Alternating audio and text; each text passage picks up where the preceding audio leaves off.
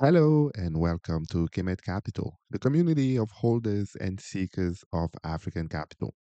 I'm your host, JS, and as always, we begin with our word of affirmation, our guiding principle, our raison d'etre is the carbon to glass production function. And our way to make Africa great again, guys, is through economic power, economic might. And in order for us to achieve that, it's by producing more in a more efficient way. So today we're going to react to this video that pertains to the physical capital of the equation. All right, guys, let's jump in, see what it's about, and react. Development and climate resilience, a Boston consulting group report titled Powering Prosperity Through Energy Access looks at how a data driven roadmap for how expanding energy access, especially in fast growing regions like Asia and South Asia, can unlock economic opportunity, drive inclusive growth, as well as accelerate progress towards global sustainability goals. For more on this, we are joined by Kesh Mudali, who is a partner at Boston Consulting Group. Kesh, thank you so much. All right, guys, before we begin, I'm just gonna give you a quick background on who is Boston Consulting, you who are not aware. So it's a global management consulting firm founded in the 1960s in Boston, USA. It's one of the big three consulting firms alongside McKinsey and Bain. So, Boston Consulting Group advises companies, governments and non-profit organizations on strategy, operations, digital transformation. I believe they do sustainability and innovation as well. And the company works in industry, including finance, healthcare, energy, technology, you name it. Consumer goods, they're in everything. So the company was made famous because they pioneered this concept of the experience curve back in the 60s. Basically, it's a business concept that shows how unit costs decline as a firm gains more experience in production. So basically, the more you produce, the lower your cost per unit, and this is justified by stuff like improved labor productivity, process optimization, better use of technology, and economies of scale. You also have learning and and innovation in the mix, but basically those are the main point. And you guys, when I was in a university student, my dream job was Cash Medali's partnership. Being a partner at BCG, the big company is a big deal in our field. Employment there, and especially if you reach the level of partner, because the campus recruitment it's targeted at top university globally. It's based on case interviews, central to consulting roles. Assess problem solving under pressure, technical assessments, and so forth. So I'm assuming we're gonna have a great insight from this guy from Patel Medali, from Cash Medali. My apologies. So let's jump in and hear what he has to say. Time, take me through the highlights of this particular report. Thanks, Nastasia. I think maybe I'll start off by saying there are no high income, energy poor countries in the world. Electricity is a key economic driver for growth. And unfortunately, when we look at the stats in Africa, it's been a stagnant story for quite some time. I mean, if you look across Africa, it accounts for almost 600 million of the Africans in the continent don't actually have access to electricity. That represents about 83% of the global population that doesn't have access to electricity. So it really is quite a key challenge and quite a sticky problem that we've had for quite some time across the continent. And it really stems from a number of different challenges, one of them being the vast nature of the continent and the very dispersed nature of demand across the continent, making it difficult to serve in some cases in sparsely populated areas, but also lagging grid infrastructure. When we think about power and the need to connect new energy sources to the grid is generally something that is a bottleneck in many countries, many emerging markets globally today. And so when you look at the problem in Africa, it's actually quite accentuated. So the report that we've written based. And guys, I don't know if you're familiar. Recently, we talked about this. We talked about the key components of electrical infrastructure that we most regions on the continent, because from the power plants you need the transmission lines, you need the distribution lines, that converts, to medium voltage. You need the electric meters, backup generators, control centers, uh, and renewable.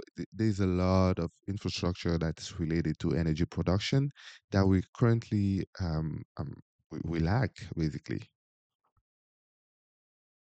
Basically articulates that, in order for us to get over this hurdle, it's going to require quite a lot of innovation, particularly around the financial sector's side, around developing innovative financing construct, innovative commercial constructs, but also big infrastructure investments along the grid. Even though we say there's quite a lot of investments that need to go into distributed energy sources, off-grid solutions, we cannot have a situation where you've got a two-tier society across the continent where half of the people are connected on mini grid off-grid solutions and the other half on an on-grid solution connected to the national grid. So you need both. You need investments in distributed energy, and that is basically bridging the gap until we can have fully fledged access to the grid that is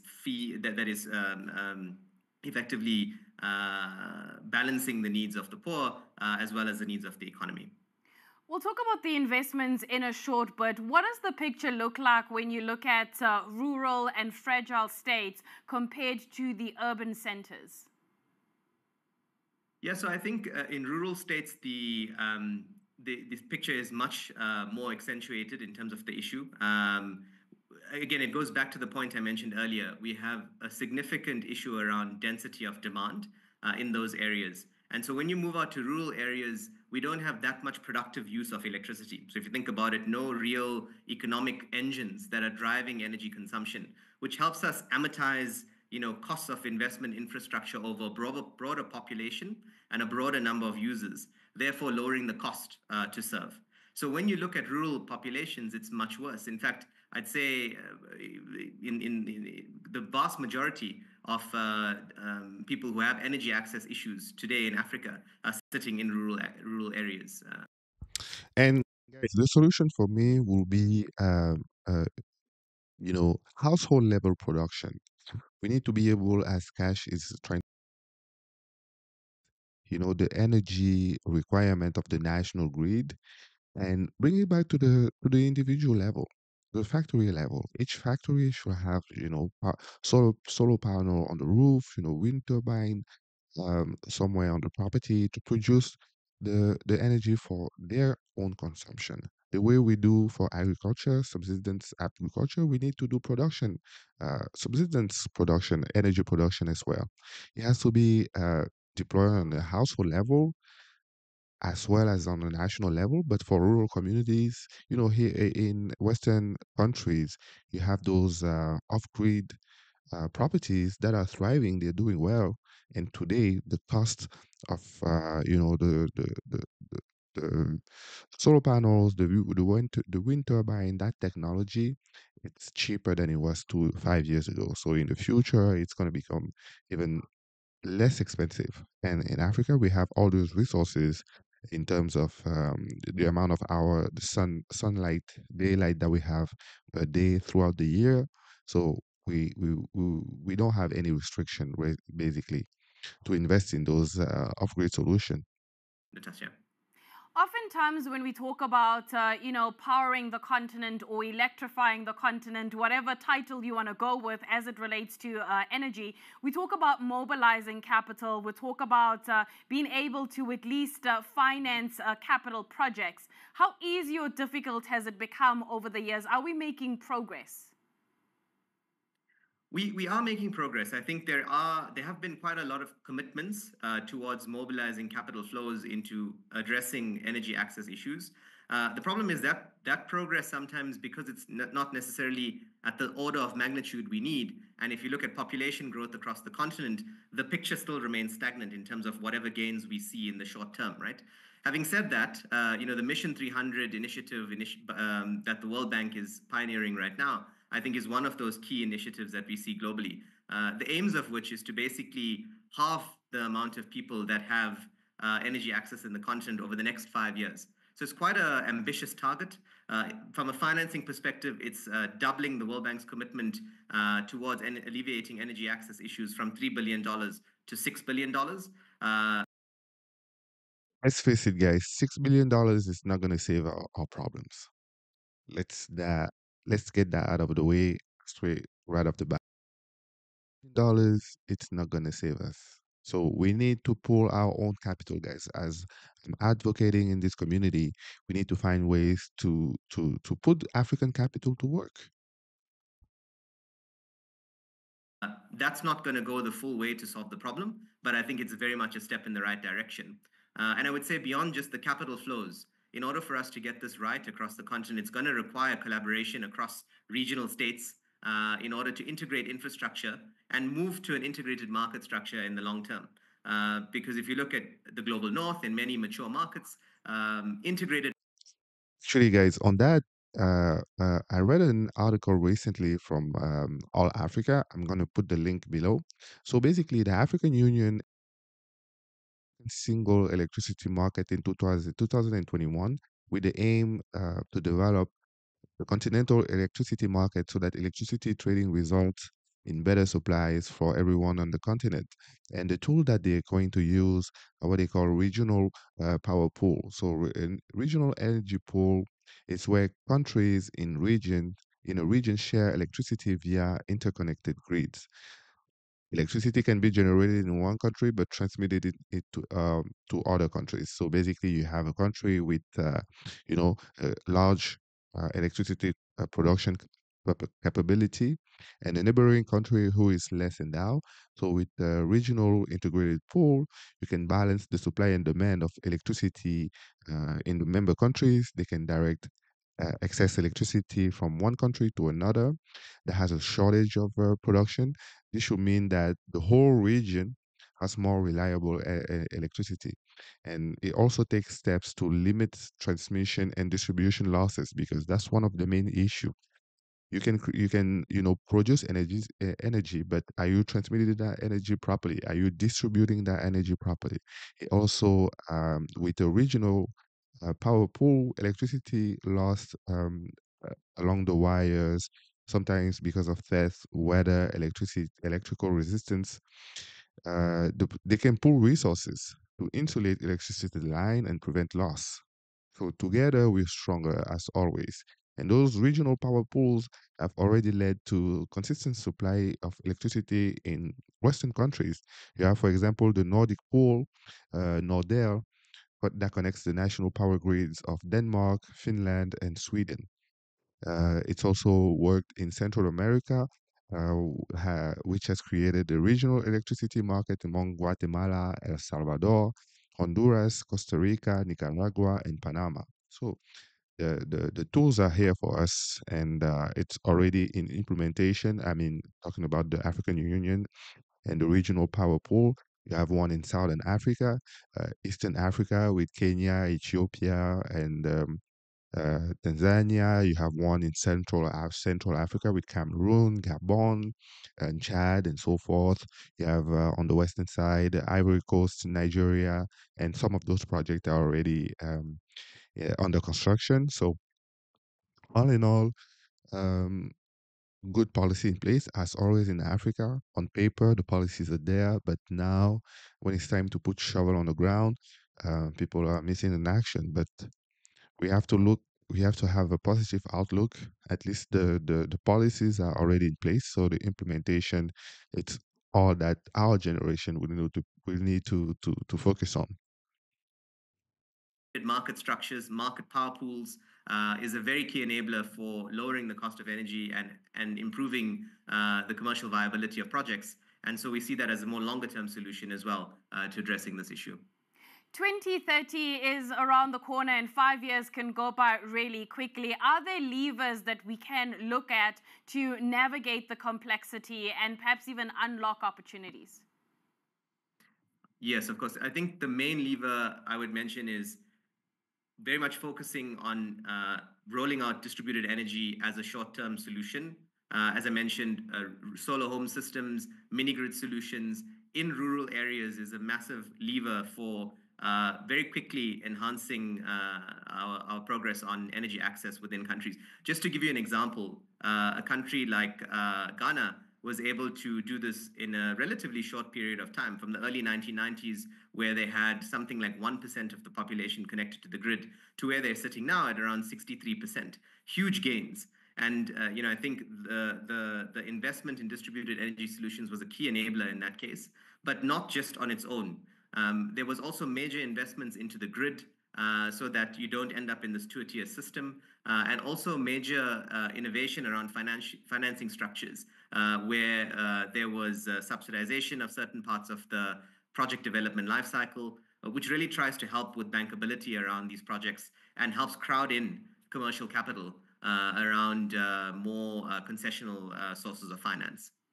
A lot of what you said can go back to the idea of strengthening government planning as well as reforms. Are we seeing countries that are actually almost overhauling their policy and regulatory reforms in order to create an environment where projects can succeed? Yes.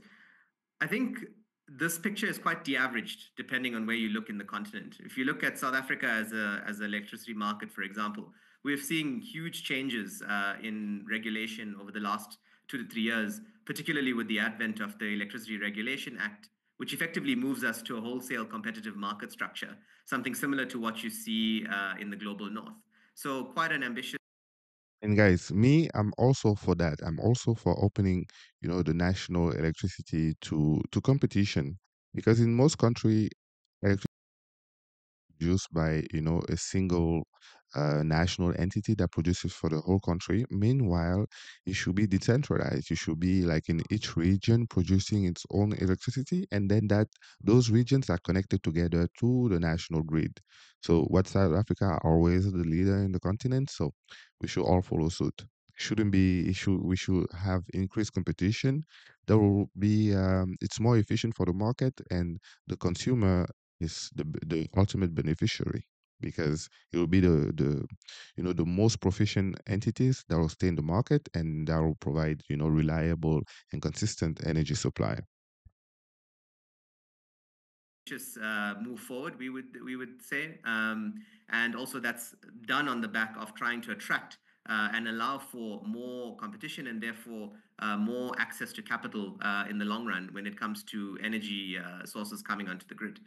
If you look at the rest of Africa, taking a policy perspective, it's not necessarily as advanced as what you see happening right now in South Africa with regards to the wholesale market, but there are steps in the right direction. We see increasingly more plans around infrastructure being developed at a national level, and that's a huge enabler for infrastructure in development. Think about the IRP, the Integrated Resource Plan in South Africa. Think about the Transmission Development Plan in South Africa. Similar types of documents being developed and integrated at national level, so that it provides a bit of a foundation against which individual projects can be planned for, and against which this two-pronged approach towards decentralized off-grid solutions can be developed as a bridge for national grid infrastructure development in parallel that comes at a little stage, but eventually ends up at the same point and creates an integrated solution for the country. Is it possible to be able to replicate some of the successful strategies that we have seen on the continent? Are there learnings that are easy to sort of plug and play, so to speak? Yeah, I think there are some learnings and I think some key themes that we see playing across the board. There is no silver bullet when you try and get this right.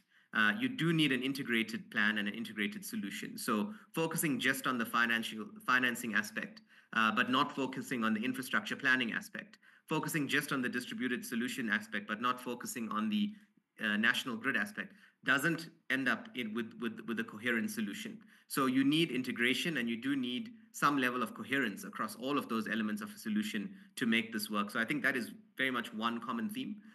The other one is collaboration, global collaboration in this respect when it comes to sourcing funds. I mentioned the Mission 300 initiative earlier, and I think that's a great example of where global development capital can come in to provide a catalyst for growth in the mini grid sector or the off grid sector. Right, I'm going to stop you here, Cash, because we in this community, we're not for the global capital coming first. It has to be Africa bringing, the first lost capital, meaning the equity, the feasibility studies, and so forth. It has to come from us first. Africans, we need to stop looking outwards when we're looking for capital. We need to source our own capital. And if we don't have that capital now, we need to produce more to acquire that capital. Simple as that.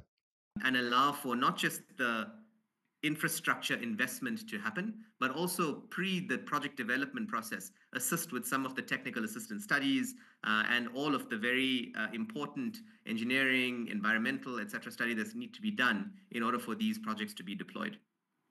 We often talk about that global capital component, especially as we try and think about the massive gap that's needed when it comes to the money required for the energy transition, for example. Is there an appetite, and does that appetite then, translate into actual capital on the ground, or are there still issues around risk? Mm. So there is appetite. I think if you look at the trajectory of global climate finance or global sustainable finance over time, it is in an upward trajectory, right? So there's definitely appetite. There's definitely some level of inertia that's in the system when it comes to sustainable finance.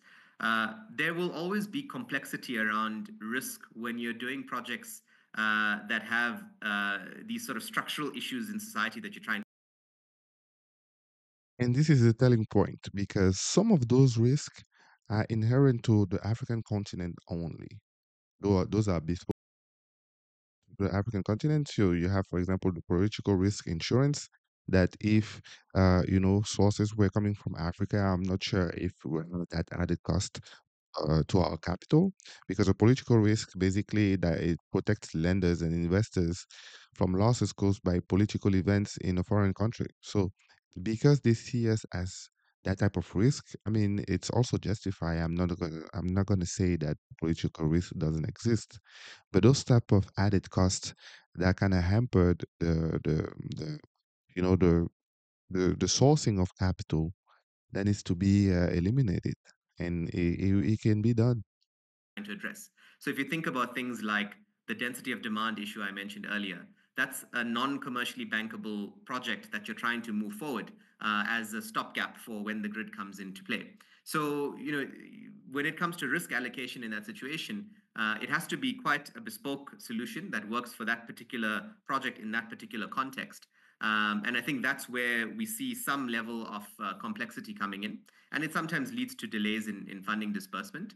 I also think one element that comes to bear across many different countries here is the project preparation, the level of project preparation. And what I mean by that is the level of detail around the engineering studies, the commercial due diligences, etc., that are done on some of these projects to make them bankable. So even if you do have the financing, then the underlying quality of the project may not be there to get it over the line.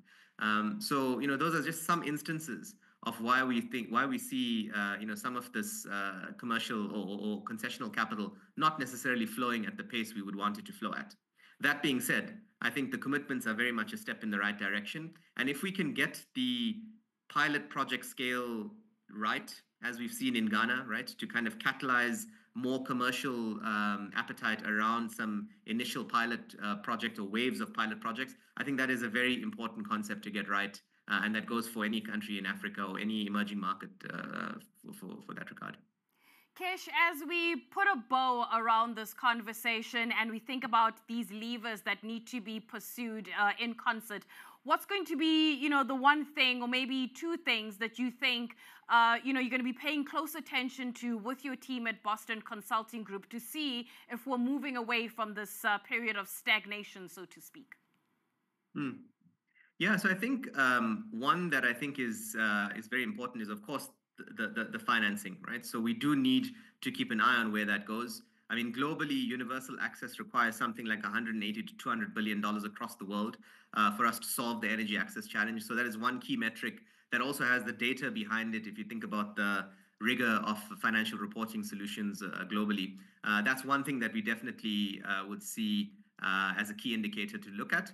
But I think within an African context in particular, we must track the empowerment of local African champions. in the rollout and then the development of this infrastructure going forward. It cannot be just an import play. 100% agree. It needs to be some sort of, value added locally.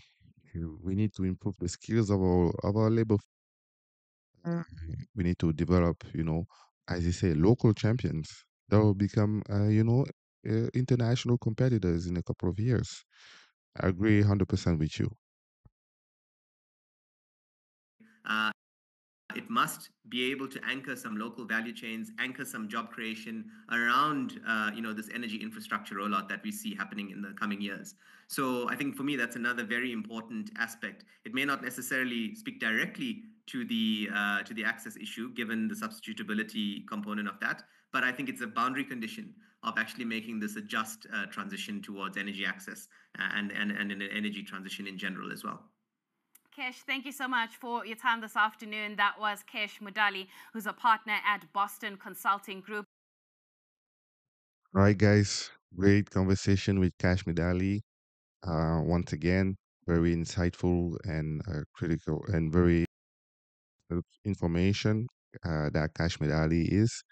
All right, you guys will let me know what you think in the comment, and I will see you in the next one. Bye bye.